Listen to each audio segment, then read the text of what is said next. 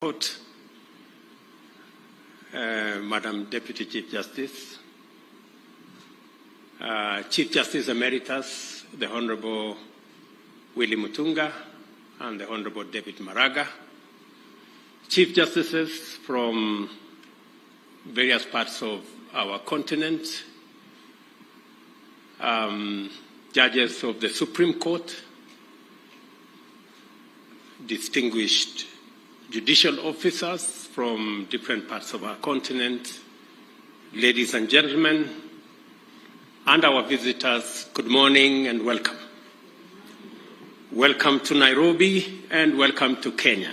I join Madam Chief Justice for the convener of this symposium in welcoming you to both Nairobi and Kenya.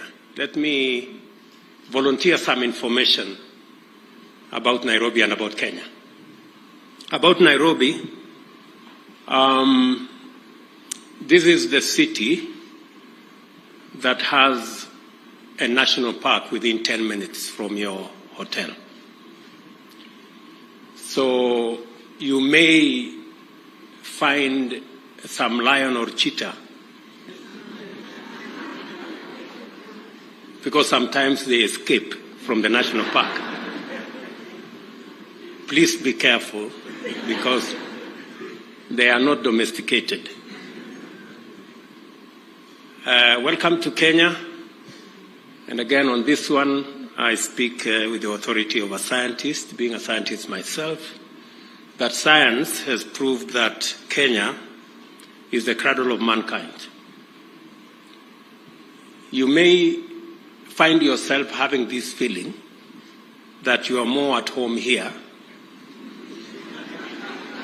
than from where you come from. Please understand that this is where we all started, and we can tell you, welcome home.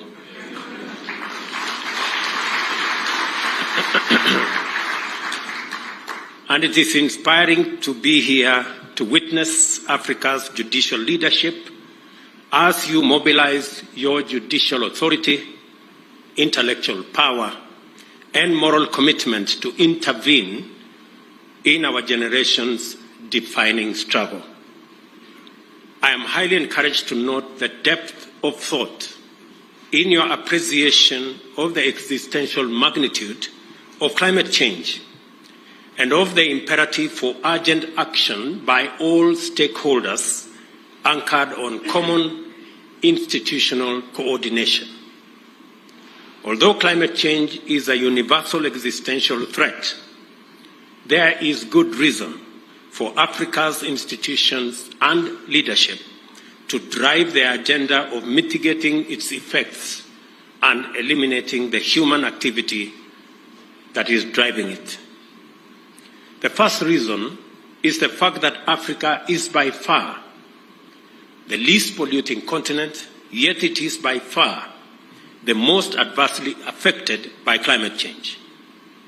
The entirety of industrial and economic activity from all of the continent's economies contributes less than 5% of the global greenhouse gas emissions.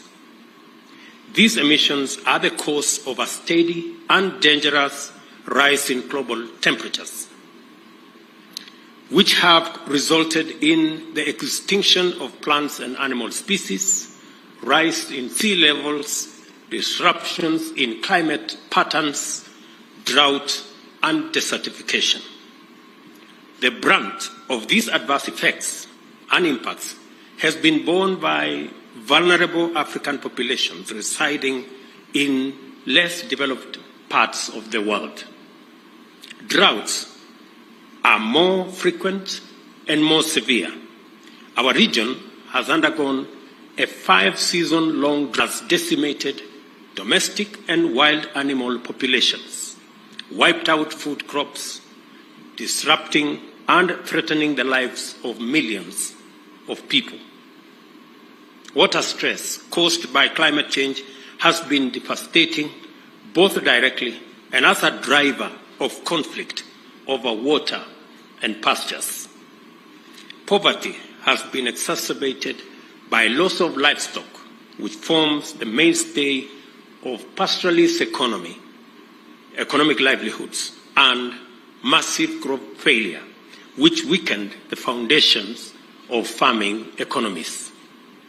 In addition to drought, African populations are experiencing floods, heat waves, and outbreak of climate change-related diseases. African livelihood, security and development is in danger and will remain at stake unless we collectively wage aggressive combat to reverse the situation through policies and other institutional action to implement mitigation, enhance adaptation, and build resilience.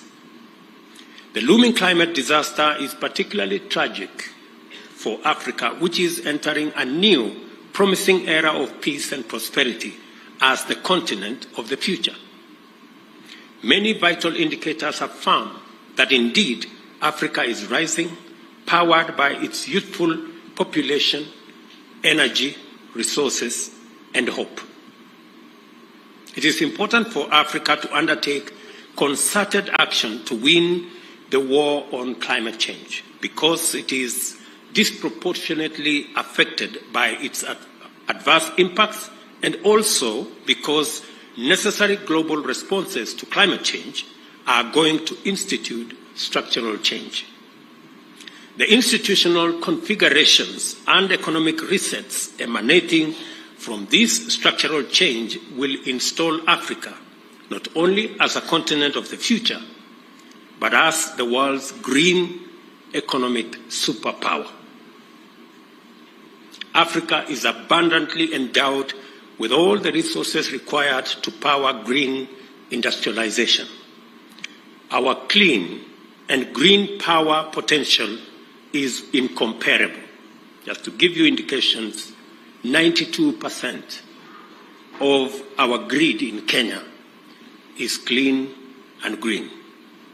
It is the case in many other African countries, and the potential to make it the case in many African nations is real and is possible. Our clean and green power potential, as I said, is immense. Hydro, geothermal, wind, and solar power potential is super abundant. The mineral resources needed for green energy technology also exists plentifully in our continent. We are the world's youngest continent, with a mean age of 25 and growing younger every year. Our people constitute a 3 billion strong market and a pool of skilled, motivated, and capable workforce.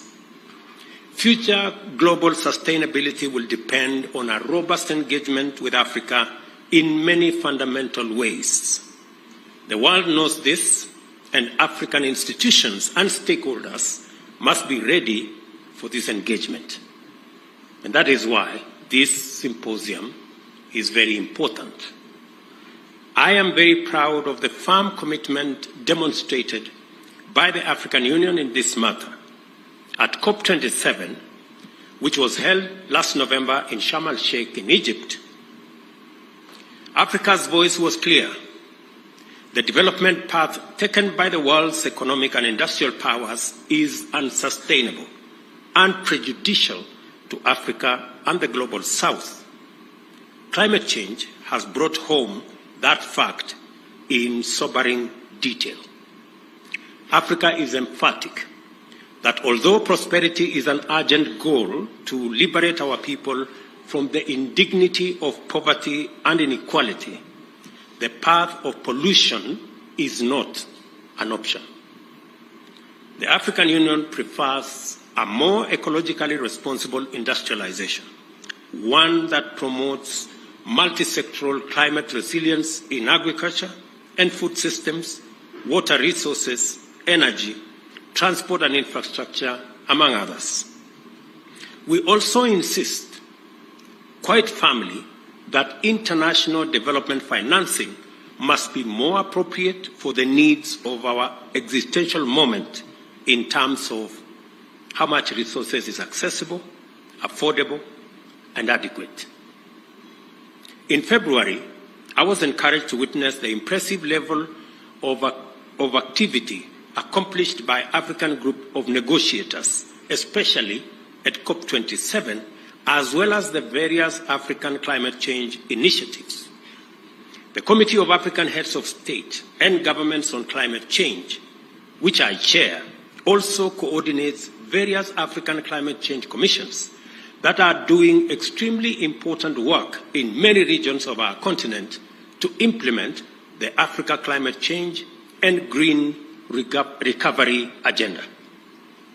I'm also honored to lead Kenya's participation in these regional, continental, and climate actions. It is a privilege to join our African brothers and sisters in this good fight and make our contribution to the defining struggle of our generation.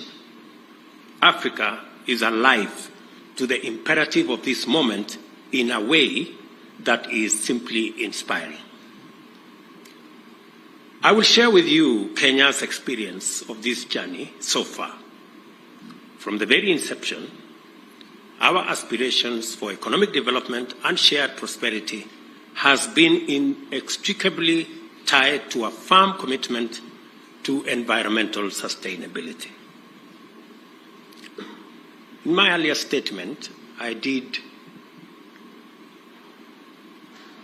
paint the picture of where we are as a continent. I mean, the power of industrialization that has been premised on fossil fuels, despite its adverse effects, is what has driven industrialization in the world so far. The world today is at a crossroads. The crossroads being, do we continue the fossil fuel-powered industrialization, which is destroying our globe with disastrous effects, or do we go green? I think that decision is no longer a decision that we are waiting to make. It is an existential threat that faces us as humanity, and the option is already made for us that we can only go green. Why Africa is in a pivotal position as we go green is because, number one, Africa has the highest reserves and potential for green energy, whether it is geothermal, wind, solar, hydro. No other part of the world has the resources we have. Number two, we have the resources in our continent, the mineral resources, the natural resources, for green energy technology. Number three, we have the greatest potential for green, sustainable agriculture and food production because 2/3 of the world's uncultivated arable land is in Africa. And number four, we have the youngest population, energetic, innovative, creative. And in any case, 1/4 of the world's population will live in the African continent by 2050. So if you are looking for the people to work for this globe, for humanity, whether you like it or not, they will be in the African continent. Forget about the small migration that is happening now from Africa. Shortly, I promise you, the migration will be in the opposite direction. Very shortly. The only thing that stands between us and the huge potential we have in this continent. And I want to encourage you as Chief Justices of our continent The only thing that stands between us and this huge potential is a financial system that was designed to serve a different time. And that is why we are insisting that we must rethink the international financial system to align it with the reality and the imperative of this moment. It is not sustainable anymore for us, the IMF and the World Bank and the International Financial Institution in its current configuration. And we are not saying we want an international financial system that is favorable to Africa. No. We want an international financial system that is fair to everybody. Having a fair international financial system is not asking for too much. I think it's just asking for what is fair. We want to access development resources at the same rate as everybody else is. It is a fallacy for anybody to imagine that it is possible to grow any part of the world to the exclusion of any other part of the world. Because whether we like it or not, we share this globe. And if today anybody imagines that climate change is affecting the global south more than the global north, it won't be for long. Shortly, we will all either float or sink. So the sooner we have a fair international financial system that makes it possible for us as humanity to exploit all the resources available to us in a sustainable manner, the better for all of us as humanity. The sooner we get ourselves there, the better. As a continent, we want to have a conversation that is balanced. Even as we demand for a fair international financial system, Africa will be coming to the table with our assets. We will not be coming to the table in any other manner. We will come to the table with our assets. We have tremendous renewable energy resources that can power green industrialization, green sustainable agriculture. We will be coming to the table with millions of enthusiastic, hardworking, innovative, creative young people. We will be coming to the table with our natural and mineral resources that can be used for green technology to power the world's future. We will be coming to the table with a huge 3 billion African market. So we will be coming with assets.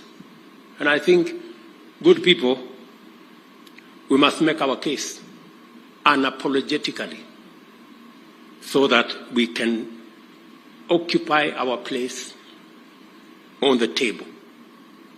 Because I am told, if you are not on the table, you possibly could be in the menu.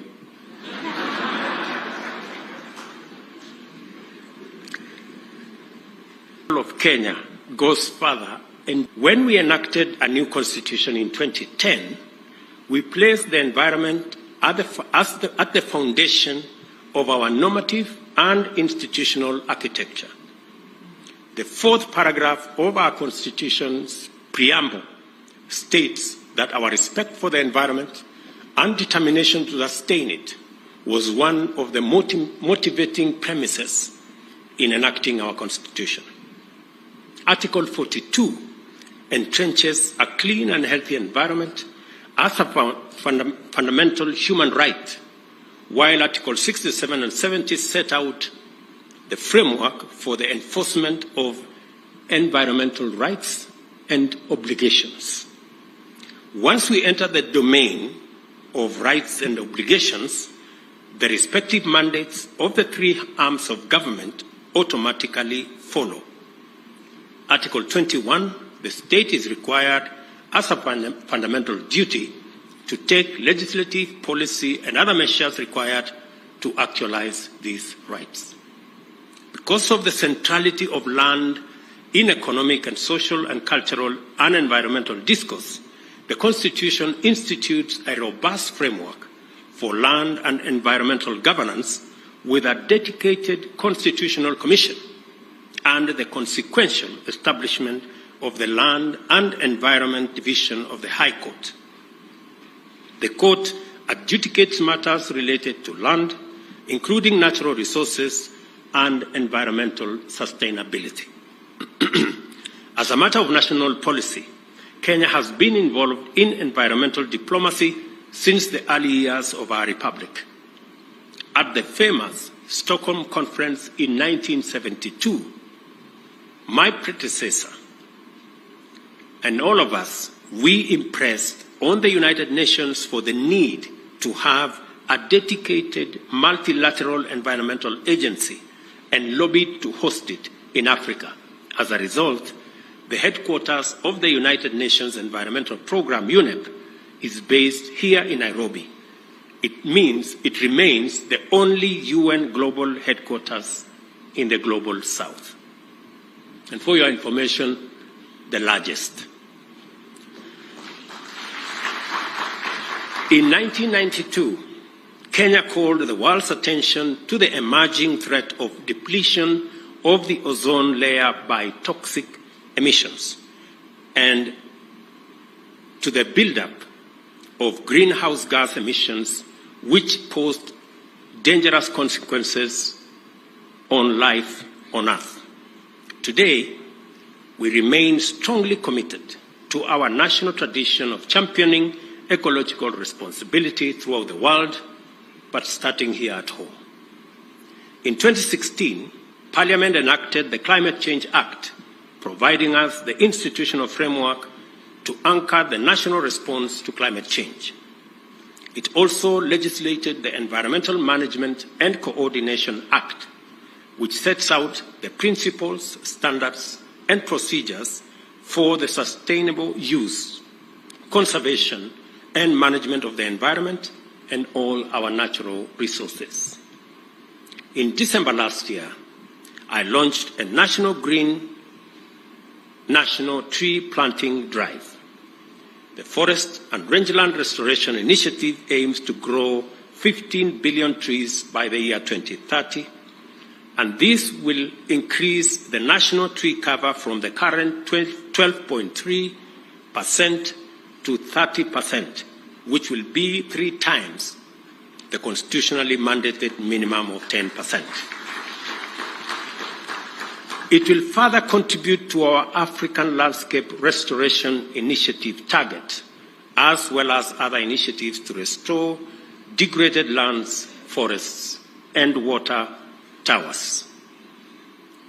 The Government of Kenya is also taking measures to ensure that every ministry, department, and agency aligns its policies, strategies, programs, and projects with our green agenda.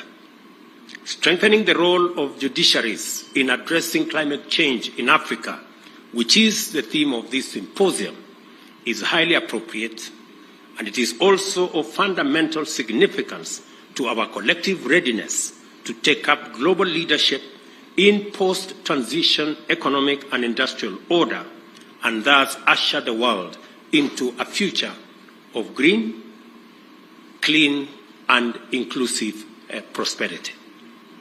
I congratulate you for holding the 3rd Regional Symposium on Green Judiciaries in Africa. I also recognize that you are also holding the 3rd Chief Justice Forum on Environmental Law, as well as the 3rd General Conference of the Africa Judicial Education Network on environmental law. Thank you for doing it now and hosting them here in Kenya. We are deeply honored to be your hosts, and I hope that we have lived up to your reputation to our reputation of legendary hospitality, magical attraction, and delightful experiences. Critically, this event demonstrates beyond any doubt that our judiciaries have come of age. We cannot take this development for granted because our judiciaries will determine whether Africa's institutions exist and are ready to handle the immense mandate that a green future entails for all of us and for the world. Claims, disputes, standards, rights, and responsibilities related to the use of land and natural resources, the institutional framework for financing climate change, carbon trading and exchanges, and transition management frameworks are only some of the areas in which our judiciaries are going to be involved. They must, therefore, pronounce themselves in a manner consistent with the values and aspirations of a continent on the rise. Greening our judiciaries will be inevitably multi-sectoral and interdisciplinary.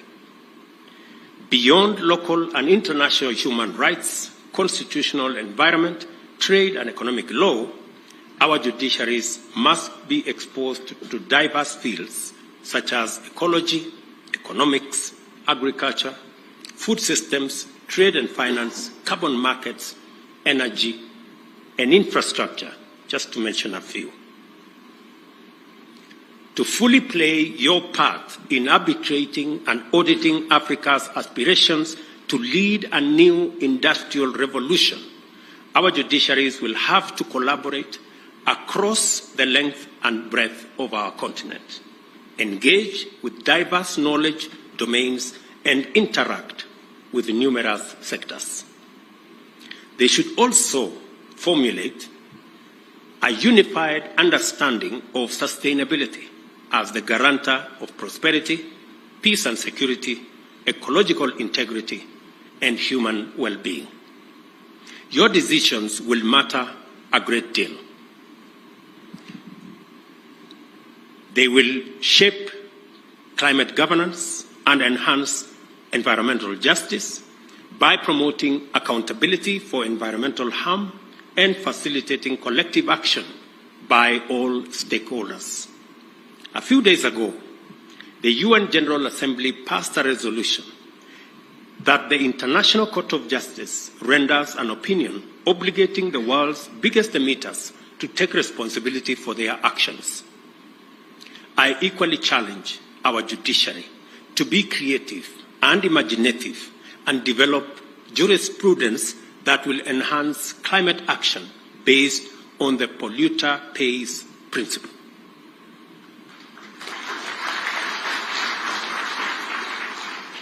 You must not underestimate your capacity because it leads to positive change. I agree with our Chief Justice's statement that our judiciary should not be left behind in this fight for our sustainable future. I therefore urge you to intensify your conscious place in this historic moment and take a decision to have your voices heard for the sake of our generations and the generations yet to be born. You are here to contribute a chapter to the world's history. I encourage you to proceed and write a fresh chapter of African resilience, sustainability, and global leadership in a new green industrial age. Together with the rest of Africa, I look forward to receiving a positive report about your robust engagements and fruitful deliberations. It is now my pleasure to declare the third Regional Symposium on Green Judiciaries in Africa formally opened. Thank you very much. God bless you, and God bless our great